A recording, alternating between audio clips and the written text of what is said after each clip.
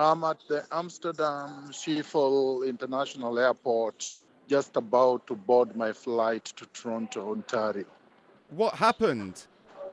A bunch of thugs purporting to be police detonated devices and successfully entered my home in Nairobi. These were about 35 or 40 heavily armed men who did not identify themselves as police. They did not knock. They did not seek to see me. They just came in, guns blazing, abducted me, ransacked my house, and left. Then they first went to Kiambu police station. Then after that, they went to Githunguri police station, where they kept me in a 6x6 bare floor cement. I stayed there for a full day incommunicado without access to my lawyers, my family. They had confiscated my phones. Eventually, they briefly allowed my lawyers to see me. They fingerprinted me. There were no charges. They pretended to be releasing me. Then after my lawyers left, they took me at 10:30 p.m. to a different location, Lari police station, where I was kept again in a small, tiny room for 3 days, standing for more than 24 hours. I was only given food once. I was left on a bare cement floor. I was not allowed bathroom access. I was not allowed telephone access to my lawyers. I was not allowed physical access to my lawyers or to my family or telephone calls to my family. At some point, I got a bit sick. I thought I was getting pneumonia. I requested to be allowed to see a doctor. They flatly refused. Then suddenly on Monday, they took me away from there again in unmarked vehicles, heavily armed men. They took me to Inland Depot police station in Nairobi. They kept me there overnight. The following day, they took me to Kajiado, took me to court. After 5 valid court orders directing them to take me to the Milimani court in Nairobi, which they failed to do up to today. Then after Kajiado, where the magistrate said he has no jurisdiction over the matter, they must produce me in Nairobi as ordered.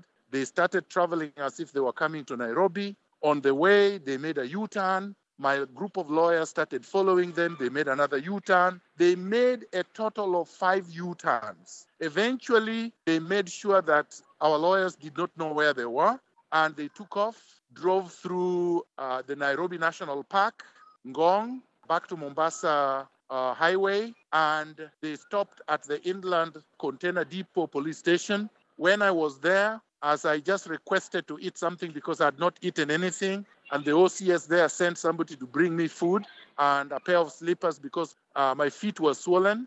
They told me to pack up and go. I had nothing. I mean, I just had the slippers and my shoes. So I picked up and they drove to the Jomo Kenyatta International Airport all the way to the runway and kept me there waiting for hours until the KLM flight came. Then they told me they're deporting me to Canada. The Kenyan Interior Ministry has said that you renounced your Kenyan citizenship. Is that true? I never did. There is no reason to do that even in Canada because you can be a citizen of 1,000 countries in Canada and Canada doesn't care. Canada is one country that recognizes multiple, citizenship. So you don't need to renounce. And I never did, will never do, never anticipated to do. So that is a total flat lie. But even if I did, which is not true, the Constitution of Kenya is very clear. Citizenship by birth cannot be cancelled, cannot be invalidated. You cannot say that anyone is not entitled to its citizenship, even if I did, but I did not. And they don't have proof that I did. And they will never get that proof because it is not true. What procedure did they go through for your deportation? None. They were planning to do something. Obviously, they thought that they could railroad themselves through the court process, that they probably would find a judge who is compromised, who is weak, who they are able to intimidate and threaten. Once they failed to do that, now they had to go extrajudicial, extralegal. And that's when the idea of deporting me came, because now all roads had been blocked. They couldn't go through the Nairobi court. They couldn't go to Kajiado. And Justice Kimaru said they were not supposed to take me to any other court in the Republic of Kenya. So essentially, they couldn't go through a trumped-up process. What will you do once you get back to Canada? Will you try to return to Kenya? I will, and I've started the process of doing so today. I've instructed counsel who are making applications as we speak Nairobi court. In fact, they are live on TV in Nairobi as we speak. This so-called order is illegal and unconstitutional and must be set aside, and the courts will set it aside. Even assuming you are deporting a refugee or an alien, there is a legal process you have to go through. You have to give the person notice. You have to give them a fair chance to respond. You have to accord them access to counsel. They must be able to do it in a judicial process in a competent court. It is not actually state agents that do so. State agents might make an application to deport you, but the court is the one that makes the order. That's number one. Number two, I will sue them for violating my rights, abducting me, detaining me illegally, refusing to produce me in court, torturing me, subjecting me to cruel and inhumane conditions, and a bunch of other constitutional violations that they have committed. Then I would also sue them for this deportation, including defamation, because what they did, they told the security agencies all over the world that I was a criminal who is being deported. It's only that when I arrived in Amsterdam, after the security agencies met me, and they now investigated themselves, clicked, Googled my name, they saw clearly blatant lies. So they told me, you can go. But they had come there armed. They thought they were meeting somebody very violent and unreasonable. After they had a chat with me, checked on their own records, they say, you can go.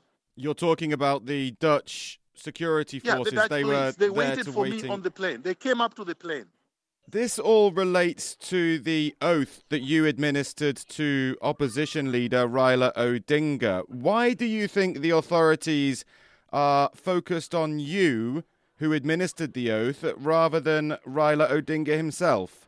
They are scared of Raila Odinga. I mean, if you touch Raila Odinga, the country burns down immediately without any fear of contradiction. I can say that. They also believe that Raila Odinga is a frail old man who would be easy to contain without people like me. So they want to cut Raila Odinga's legs. They think, as it were, metaphorically, I am one of Raila Odinga's strong legs, or if you will, a head. So they want to chop it off. That's what they're doing.